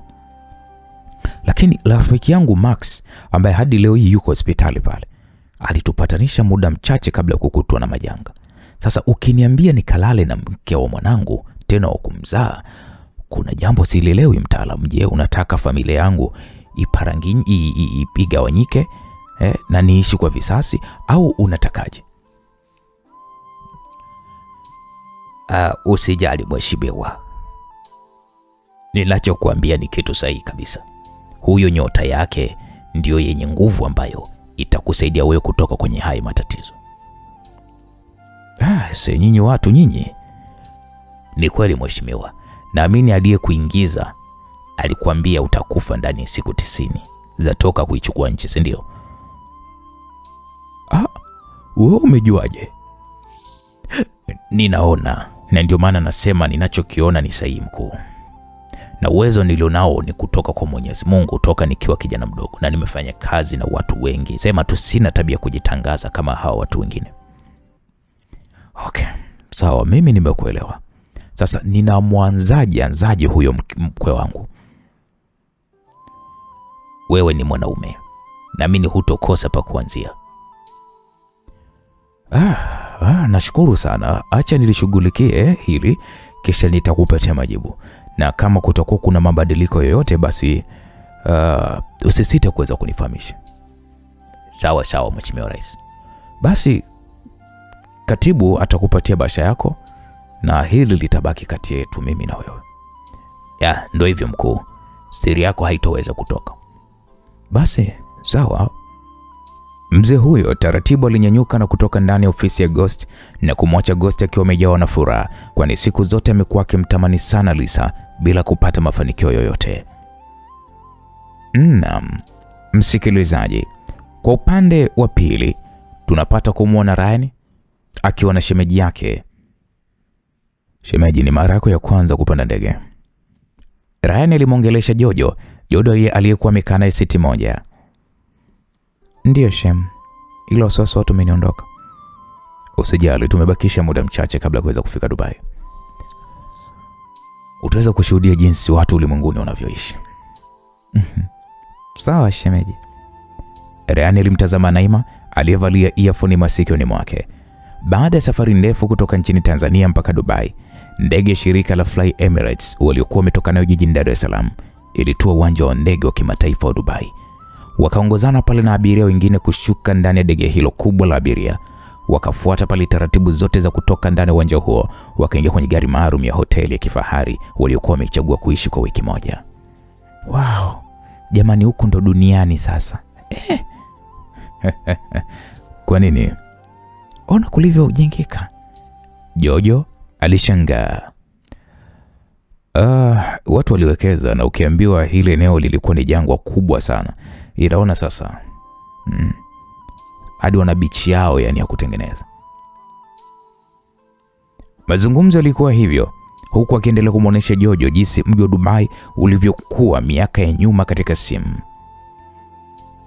I say, kweli maisha yanakwenda vizuri. Unajua hata sisi Tanzania tunaweza tukajenga Tanzania ikawa kama hii. Hakuna kinachoshindikana. Naima, mbona uko kimya tu? Hamna, na mimi nashangaa kimya kama nyinyi mnavyoshangaa. Walijikuta wote wakicheka. Walifika katika hoteli ya Burj Al Arab, wakapokelewa pale vizuri kabisa kama wateja wengine wanavyopokelewa. Jamani, tuache utani. Hii hoteli nilikuwa naiona kwenye mitandao. Semeni kama leo mimi ndo nimekuja kulala hapa. Na si kulala tu, tutakaa hapa kwa wiki tulioweza kuilipia. Kama hautaweza kuridhika basi tutakwenda sehemu nyingine. Nani hataridhika? Hebu niacheni mimi niondoe mawazo yangu. Na hisi nikirudi Bongo, shida zangu zote zitaisha. Walicheka. Mhudumu akawasindikiza mpaka kwenye eneo walilokuwa wamelipia, ambalo lina vyumba vitatu, sebule kubwa, huku kukiwa kuna friji kubwa iliyokuwa imejaa vinywaji vya kila aina. Jojo akawa kama ni mtu aliyechanganyikiwa kwa furaha, kwa maana ya kwamba kwenye maisha yake hajawahi kabisa kuishi maisha ya aina hiyo. Naima akakagua eneo zima kwa kifaa ambacho kinaweza kunasa vinasa sauti na kamera za siri ambazo zinaweza kufichwa katika vyumba vya hotelini kwa ajili ya kufuatilia wapangaji waliopanga ndani ya vyumba hivyo. Kukopoa, Naima alimwambia Ryan. Ryan alikuwa amesimama tu kwenye ukuta wa kioo akitazama mandhari ya nje katika hoteli hiyo. Hatujaja kustarehe, Ryan alizungumza kwa sauti ndogo huku Naima akiwa amesimama pembeni yake. Unamaanisha nini Ryan? Kuna wale wafanyabiashara waliokuwa wanamdhamini makamu wa rais pamoja na mzee Faya katika kuendesha operesheni zao ili mradi wapate nafasi ya uongozi. Nahitaji wale tu wasake. Ila ni hatari sana unajua kuwatafuta hapa Dubai. Unajua huu mji jinsi ulivyodhibitiwa kwa ulinzi wa kila aina. Wamewekeza sana kwenye usalama wa mji huu. Nadhani jambo la kawaida askari polisi kutumia Ferrari. Hilo jukumu la kuwasaka nitalishughulikia mimi mwenyewe. Ryan, hebu kwanza tupumzike. Makamu wa rais ameshakimbia nchi, hakuna baya jingine. Unahisi mimi ni mjinga kukiacha kifo cha Vivian na mwanangu kipite kama vile hakuna kilichotokea? Naima, unajua kabisa mimi si mtu wa kupuuza wala kupotezea jambo. Kila aliyehusika kwenye lile tukio lazima nimshughulikie. Mpango wao ulikuwa ni kuweza kuvuruga uchaguzi, wameshindwa. Wanayemuinda ni rais aliyopo madarakani. Hilo mimi sihitaji kuweza kulifuatilia. Ninachokihitaji ni yule aliyetoa amri kufanyika kwa jambo. Unajua haya mambo jinsi yanavyokwenda. Kukimbia kwao sio kwamba wameridhika, no. Ni lazima wanakwenda kujipanga na watarudi tena. Jamani, njoni muone chumba changu kilivyokuwa kizuri jamani. Jojo alizungumza huku akiwa amesimama nje ya mlango wa chumba chake. Naima na Ryan wakatazamana pasipo kujibu chochote. Kumbe wakati mbaya. Jojo aliweza kusoma alama za nyakati, ilibidi arudi chumbani kwake yeye mwenyewe. Alijishtukia. Hivi Ryan, unahisi huyo Jojo sijui hatakuwa tatizo kwenye ambalo unataka kulifanya? Tutahakikisha tunamweka mbali kwenye hili. Picha zao si unazo? Yeah. Basi fuatilia ni wapi wanapopatikana, kila mmoja anahitaji kuweza kumshughulikia. Ryan, sawa, ilo makini ndo kila kitu. Usijali. Ryan akaondoka sebuleni hapo na kumwacha Naima akishusha pumzi taratibu, kwani alijua kabisa wamekuja kustarehe Dubai. Kumbe lengo la Ryan ni kuja kushughulika na wale matajiri wawili wale waliokuwa wanatokea huko Dubai. Hawa ni matajiri ambao walikuwa wanamdhamini sana yule makamu wa rais aliyepita ambaye amekimbia, au tunaweza tukasema baba yake na Flora. Naima hakuwa na muda wa kupoteza. Alianza kushughulika kutafuta taarifa za wafanyabiashara hao wawili. Alifanikiwa kugundua makampuni makubwa wanayoyamiliki, huku mmoja akimiliki kampuni ya uundaji wa magari ya Rolls Royce katika ukanda mzima wa bara la Asia, huku kiwanda kikiwa katikati ya mji wa Dubai. Taarifa zao kuzipata ni ngumu sana. Naima alizungumza hivyo kwani taarifa alizokuwa amekutana nazo kwenye mitandao ya kijamii pamoja na nafasi zao katika makampuni wanayomiliki ni noma, ila maisha binafsi hayajawekwa kwenye mitandao. Hiyo yote ni kutokana na usalama wao na familia zao. Ryan alionekana kutoka chumbani kwake akiwa amebadilisha pale nguo, akawa amevaa pensi pamoja na t-shirt nyepesi. Vipi Naima? Nimegundua makampuni wanayomiliki na nafasi zao za umiliki, ila sijapata taarifa zao zozote kuhusiana ni wapi wanapoishi na nini wanachokifanya nje ya biashara hiyo. Ni watu ambao wanaonekana kuwa na usiri mkubwa mno. Okay, sawa, natoka. Hakikisha kwamba mnakuwa makini. Mimi naenda kutafuta na line za simu za huko. Kuwa makini Ryan, usijali. Ryan akaiweka pale wallet yake katika mfuko wa pensi aliyokuwa amevaa, huko ndani ya wallet hiyo kukiwa kuna vitambulisho vya uraia wa nchi ya Tanzania pamoja na hati ya kusafiria. Akaingia ndani ya lift na kuanza kushuka kuelekea chini taratibu. Lift ilifunguka, akatoka moja kwa moja na kisha akaelekea mapokezi. Akatoa pale kadi ya malipo. Nahitaji usafiri wa siku nzima, alizungumza Ryan huku akimkabidhi mhudumu kadi hiyo. kuna usafiri wa Rolls-Royce, Ferrari, Lamborghini na Aston Martin. Je, ungependelea gari ipi? Mhudumu alizungumza huku akimwonyesha Ryan magari ambayo hoteli hiyo huyatumia kukodisha wageni wao pale wanapohitaji kwenda kuzunguka katika mji huo. Nadhani Rolls-Royce. Okay, sawa. What? Ryan. Sauti ya Monica ilimshtua Ryan na akageuka. Monica, wewe unafanya nini hapa Dubai? Niko kwa ajili ya kupumzika. Vipi wewe? Nami pia nimekuja kupumzika. Peke yako au? No, nimekuja na mzee wangu. Oh, okay. Oh, sawa. Naona umenawiri size Monica. Kiasi chake, niambie. Imekuwaje kwaje shambulizi lile, kwa maana ya kwamba nilisikia nawe pia ulikuwepo eneo la tukio? Mkuu, tayari dereva kule anakusubiria. Utampatia hii kadi. Okay, nashukuru sana. Rani alipokea kadi yake ya malipo pamoja na kadi maalum ya kumkabidhi dereva atakayeweza kuzunguka naye. Monica, unajua hii story ndefu kiasi. Ila kwa sasa naelekea kwanza madukani. Ryan, kama utojali, tuongozane, kwa maana kwamba mimi mwenyewe pia nilikuja hapa kwa ajili ya kuweza kuchukua usafiri. Basi sawa, tuongozane. Ila huyo babu yako huyo hatokasirika kweli ukiniona kuna mimi. Hayupo bana. Yupo huko na wafanya biashara wenzake, amekwenda kuonana nao. Okay, sawa. Wakatoka nje na kuingia ndani ya gari hiyo ya kifahari, ila kwa Dubai ni gari ambazo zina matumizi mbalimbali.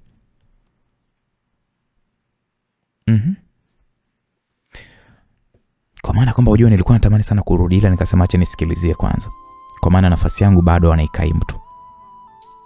Ryan ilibidi aanze kumwelezea siku hiyo jinsi tukio zima lilivyotokea.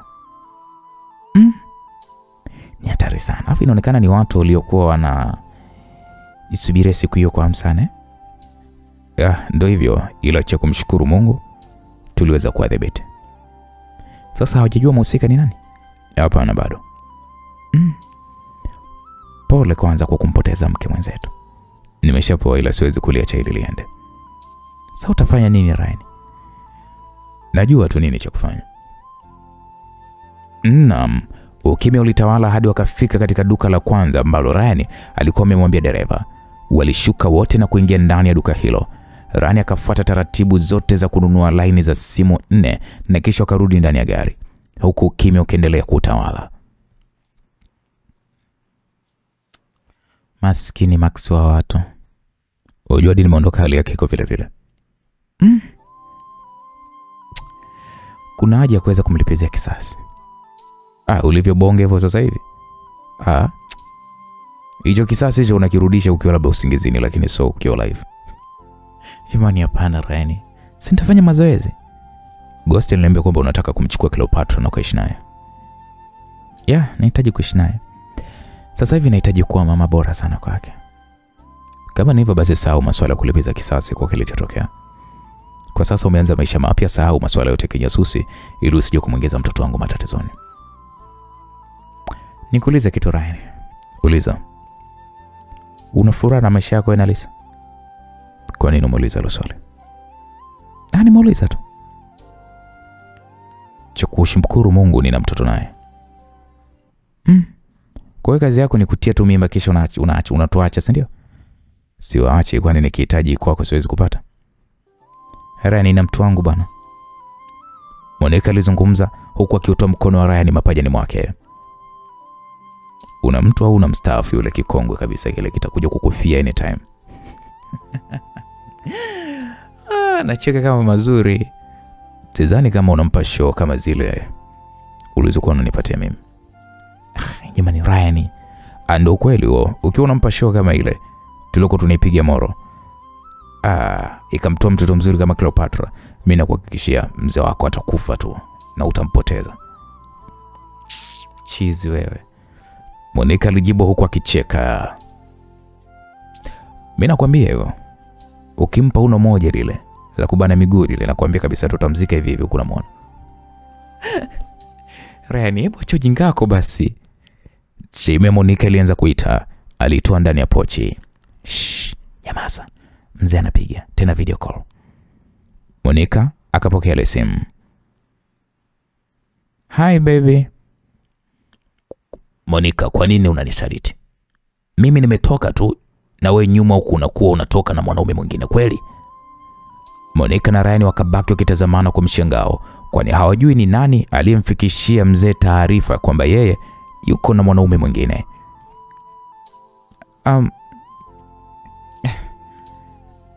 Jamani mume wangu, na mimi unanijua vizuri na unakumbuka mimi ni nani, majukumu yangu unayajua. So naweza majukumu yangu nikayafanya popote pale na mtu yeyote, ile kikubwa tu nisikusaliti. Oh. Si ulishaandika barua ya kuacha kazi wewe? Hata kama nimeandika, ila haijajibiwa. Hivyo kama kuna swala la kufuatilia, nitalifuatilia jamani. Monica alizungumza kwa sauti ya upole na yenye mahaba. Sasa basi wewe unanipa taarifa basi. Sawa mpenzi wangu, kwa hilo niseme tu kwamba nimekosea, sijakuaga. Haya basi mimi nitarudi na helikopta majira ya 2 za usiku. Sawa mume wangu, vipi kikao kimeenda vizuri? Mungu ni mwema, kimekwenda vizuri sana. Hivi sasa naingia kwenye kikao cha pili. Haya mume wangu, ila hao uliowaweka au kunifuatilia waambie waache kukupa taarifa za uongo. Unajua ni jinsi gani ninavyokupenda. Asante mpenzi wangu, nakupenda pia. Monica alikata simu na kumfanya Ryan kuanza kucheka mpaka dereva kaeka vioo vizuri ili kuwatazama. Sawa, cheka nini Ryan? Ya bongojo siavili kama kile kibabu yani kimekudatisha hiyo. Fala wewe. Hebu niache bwana, haya ni maisha yangu niliyoamua kuyachagua. Mungu.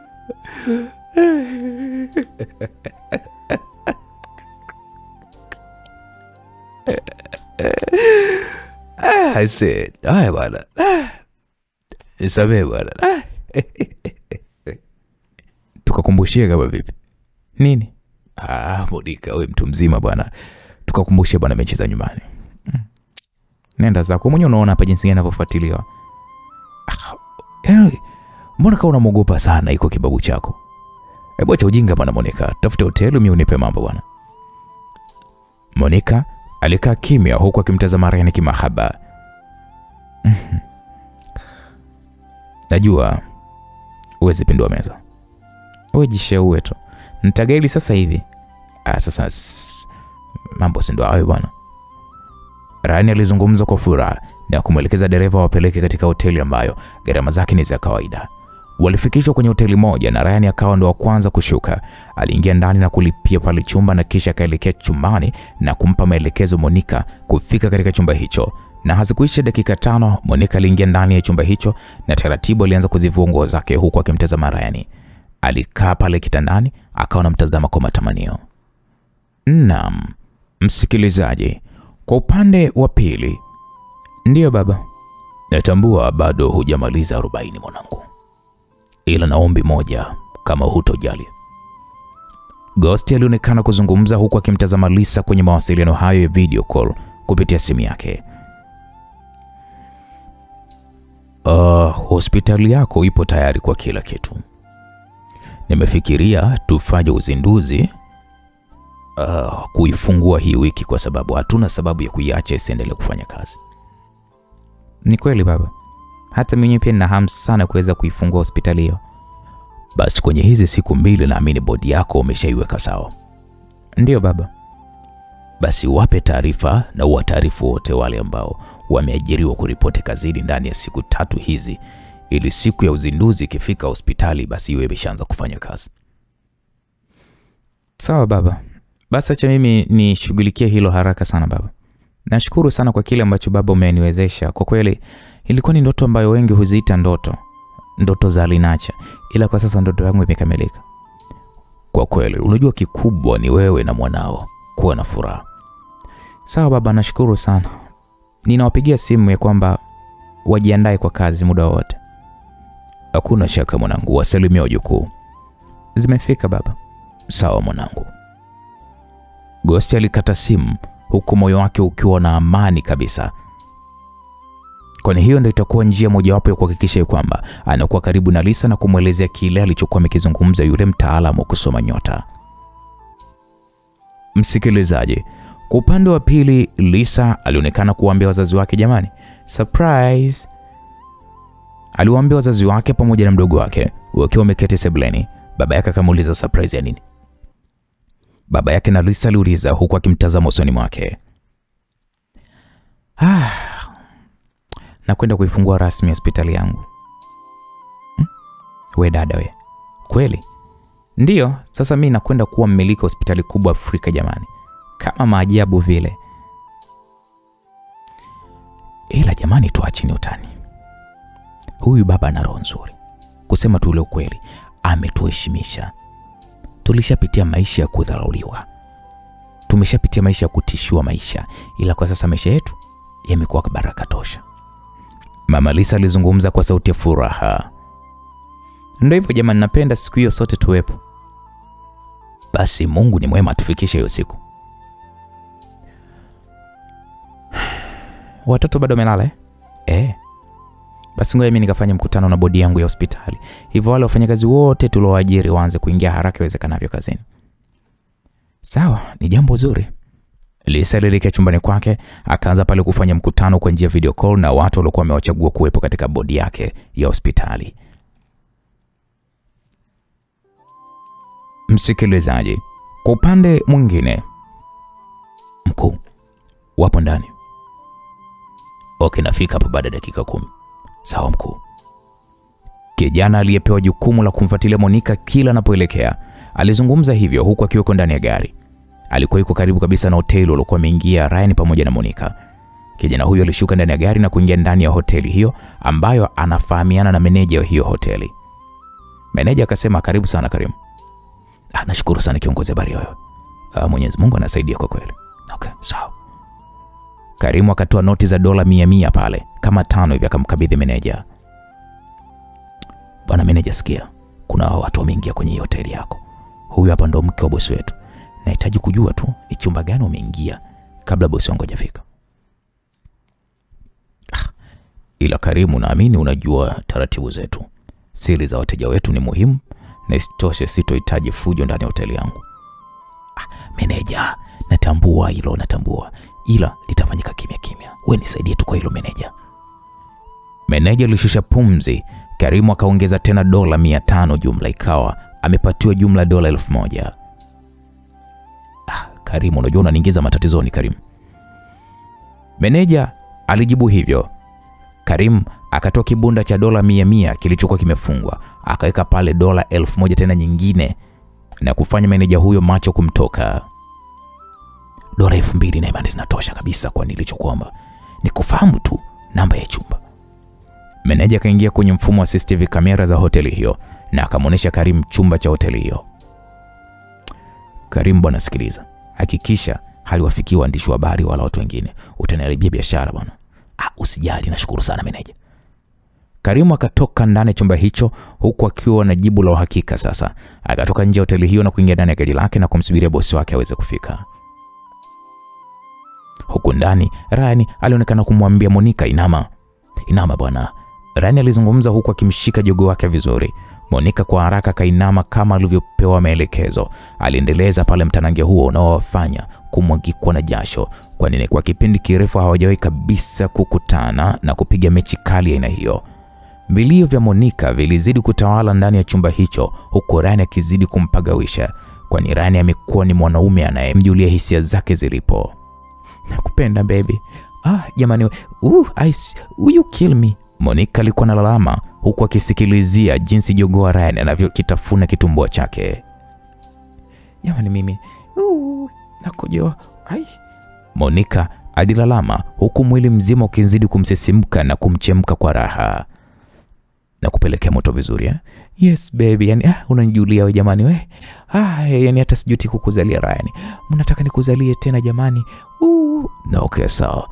Ryan alizidi kukishika kiuno cha Monica na kuendelea kumshughulikia. Gari alilolipanda rais wa zamani wa Tanzania pamoja na walinzi wake wawili ilisimama nyuma ya gari la Karim. Karim ndo akawa kwanza kushuka huko rais huyo wa zamani pamoja na walinzi wake wawili wakashuka. Wako wapi? Wapo ghorofa ya 5 mkuu. Okay, twende. Kweli waliingia ndani ya hoteli hiyo wakaingia ndani ya lift na moja kwa moja wakapanda hadi ghorofa ya 5 wakiwa wameongozana na Karim hadi kilipokuwa chumba hicho ambacho Monica na Ryan wapo ndani. Baby Jamani, hey. Walikaribishwa na maneno hayo walioyasikia kutoka kwenye hiko chumba. Walinzi walimtazama rais. Rais alikuwa amefura kwa hasira kweli kweli. Mwaka baby. Ndio, mwaka nikuzalie mie. Sauti ya Monica kila lama anataka amzalie Ryan ilimfanya mpaka vinyweleo kumsimama huyu rais wa zamani, yani Rais Dismas. Yani vinyweleo vilimsimama kwa hasira, maana ya kwamba alikuwa amemwamini sana Monica. Ryan akamaliza ule mtanange huku macho yake yakiwa yanatazama chini ya mlango wa chumba hicho. Aliona vivuli vya miguu ya watu. Shit. Ryan alizungumza hivyo huku akimwacha Monica aliyekuwa amejikuta kilala kifudifudi, kwani mtanange huo ulikuwa ni wa kukata na shoka. Ryan akachukua pale taulo na kujifunga kiunoni, akasogea pembeni mwa mlango. Mlango kagongwa na kumfanya Monica kurudi kwenye hali yake ya kawaida. Monica akamtazama Ryan aliyekuwa amempa ishara ya kuitikia. Nani? Mhudumu, nimeleta vinywaji. Monica na Ryan wakatazamana. Ryan ambaye wanatambua kabisa ya kwamba hawajaagiza vinywaji vya aina yoyote, ila sasa mhudumu aleta vinywaji vya nini? Okay, nakuja. Monica alizungumza huku akimpa ishara Ryan. Alishuka kitandani kwa haraka, akavaa suruali yake, akavaa t-shirt na akasogea mlangoni hapo. Wakasikia jinsi bastola zikikokiwa. Ryan akafungua mlango kidogo na kisha ukasukumwa kwa nguvu. Na rais akawa ndo wa kwanza kuingia ndani hapo, huku walinzi wake pamoja na Karim wakiingia na bastola mikononi. Ryan kwa kasi ajabu akawapa mapigo mawili mazito walinzi waliokuwa wameshika bastola, huku Monica akimshughulikia Karim kwa kumpiga teke la shingo. Alienda chini mzima. Ryan akaufunga ule mlango kwa ndani. Wewe. Rais alizungumza kwa kigugumizi. Monica kujibu kitu zaidi ya kuzichukua tu bastola zote 3 zilizokuwa zimeanguka. Umenisaliti Monica. Acha upumbavu wako wewe, aje kusaliti huyo. Anakumbushia tu yale ambayo nilikuwa nampatia. Ryan alizungumza huku akimsukuma rais kwenye moja ya sofa akakaa. Macho alimtoka kwa mshangao. Alitamani iwe ndoto, ila haikuwa ndoto, ni jambo ambalo linamtokea muda huo. Hadi anafika hapo, mheshimiwa huyu Rais Dismas akutambua kwamba mtu aliyopo na mke wake ni Ryan. Monica akamrushia Ryan bastola 2, akazidaka vizuri. Monica kweli ni wewe? Rais aliuliza kwa unyonge. Kwani unaonaje? Uko usingizini ama? Kauli ya Monica ilizidi kumnyongonyesha mheshimiwa rais. Ila mimi na wewe ni mke na mume Monica. Toka lini tulifunga ndoa? Mzebu niachie, nitolee upuuzi wako. Huyu hapa ndo mume wangu, tena na mtoto naye. Na uliniiba kutoka kwake kwa ukubwa wako wa madaraka. Ulisahau ile video ya utupwe? Tulikuwa tupo ndani ya nyumba yake, tena kitandani kwake. Umesahau? Monica alizungumza kwa kujiamini na kuzidi kumfanya rais ashangae, kwani Monica aliyekuwa ameachana naye asubuhi alimwaga kwa mabusu mengi mno ya upendo, ila kwa sasa anaongea kana kwamba yupo kwenye chumba cha kuwahoji wahalifu. Mlinzi mmoja alijaribu kunyanyuka, ila Ryan akamzimisha tena, akarudi kwenye usingizi kwa kumtandika teke la shingo. Mlinzi akazima mazima. Monica, unajua mimi nimemwacha mke wangu kwa ajili yako. Sina kumbukumbu kama kuna sehemu nilikwambia uachane na mke wako. Monica, kweli ni wewe? Upendo wote ule umeisha wapi Monica? Leo ngoja nikwambie jambo moja, labda litakufungua akili yako. Monica alizungumza kwa sauti ya upole tu. Unamwona Ryan? Sasa tunaenda mwaka wa 18 toka nifahamiane naye. Nimekuwa nikimpenda kwa maisha yangu yote. Nimekuwa nikimthamini na kumheshimu kwa sababu ndio mwanaume aliyeutoa usichana wangu, na ndio mwanaume aliyeniheshimisha na leo kusema mimi ni mama. Nilipokuwa kwenye mission ya kumpeleleza Zuma, nilijifanya nampenda sana Zuma. Nilifanya kila kitu kama mwanaume. Ila unajua nini? Kipindi cha hatari chote sikumpa tendo, ila Ryan peke yake ndiye nilimpatia kwa sababu ndiye mwanaume ambaye tumbo langu liko tayari kubeba watoto wake. Hivyo unaweza kuchagua kama uko tayari kuwa na mwanamke mwenye ujauzito wa mwanaume mwenzako, au ukaachana na mimi kwa wema tu. Ila Rais alijibu huku akiwa haamini kama anayeongea hayo yote ni Monica. Nasubiri jibu lako. Baby nenda kaoge. Ryan alizungumza na Monica akaelekea bafuni na kuzidi kumchanganya rais. Wakati wako wa kuongoza nchi umeisha mzee. Alishikilia madaraka ni babangu mzazi. Na Monica alikuwa kwako kwa ajili ya kuweza kufanikisha kumuingiza babangu madarakani. Na ndio maana alifanya kila aliwezalo. Ukampa cheo cha juu sana kwenye shirika la X. Hivyo kwenye maisha yako utakuwa umejifunza kitu. Usipende kubabaika na watu usiwafahamu. Kwani wewe unahisi mimi nitawaacha salama nyinyi? Hebu rudi, umesemaje mzee? Unahisi mimi nitawaacha salama? Kwa hiki mlichokifanya leo ni lazima niwaue. Lazima niwaue. Awe mzee una roho ngumu ese. Yaani mimi ndo mwenye silaha. Walinzi wako ndio kama hao hapo wamelala. Wewe huyo unasema ya kwamba hutoniacha salama ikiwa upo mikononi mwangu, na mikononi mwangu kwenye nina bastola. Bora naweza nikakufumuana shingo yako hapa sasa hivi na hakuna atakayejua nini kimetokea. Baby achana naye wewe bwana, anazeeka vibaya. Monica alizungumza huku akitoka bafuni akiwa kama alivyokuwa amezaliwa. Alijifuta maji pale mbele yao na kisha alivaa nguo zake taratibu bila hata pressure yoyote. Nashukuru sana kwa kumfanya mke wangu anone. Na kitu kingine, nyinyi ndo mliweza kumsaliti babangu na mkamfanya fariki yeye na mama yangu. Mwenzako amekimbia nchi. Wewe umefanikiwa kuweza kumaliza muda wako. Sijui ni kuue. Niue kama ni mwanaume kweli. Unahisi kunishikia bastola ndio nitakuogopa? Mimi wewe sikuogopi. Baby, ngoja kwanza kitu kimoja kabla hujamua. Monica alizungumza na kumsogea rais. Alimpapasa mifukoni mwake. Alitoa simu yake. Nataka kujihamishia kiasi chote cha pesa kwenye akaunti yangu, ikiwa ni malipo ya kufaidi utamu wangu kwa kipindi chote tulichokuwa pamoja. Labda tu nikwambie kitu kimoja mzee. Kazi ulionileta kwako imeisha na sina mapenzi na wewe. Hivyo my dear sponsor wangu, mjifunze kutembea na mabinti wadogo mkidhani ya kwamba mnapendwa. Hapendwi mtu zaidi ya kukamilisha malengo tu.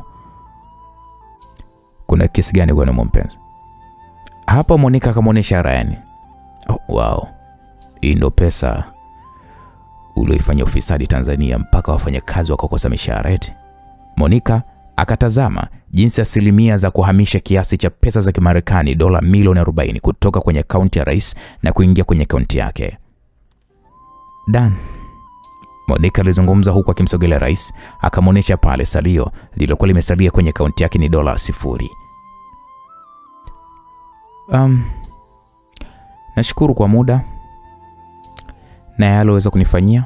Ulikuwa ni mtu mwema kwangu, hivyo sina cha kukulipa zaidi ya hili busu. Monica alimpiga busu mheshimiwa rais mdomoni mwake na kisha akampiga shingoni na akazima pale pale, na taratibu akamlaza kwenye sofa alilokuwa amelikalia. Wakaondoka hotelini hapo na Ryan akamwacha rais pamoja na walinzi wake wakiwa hawatambui ni nini kinachoendelea. Mambo yanazidi kunoga mtu wangu. Hii ndo naambiwa uliye naye kampenda mwingine, naye mwingine anampenda mwingine. Ndo maisha ya Monica. Monica alichomfanyia rais? Yaani Monica ameshasahau yote alofanywa na Ryan.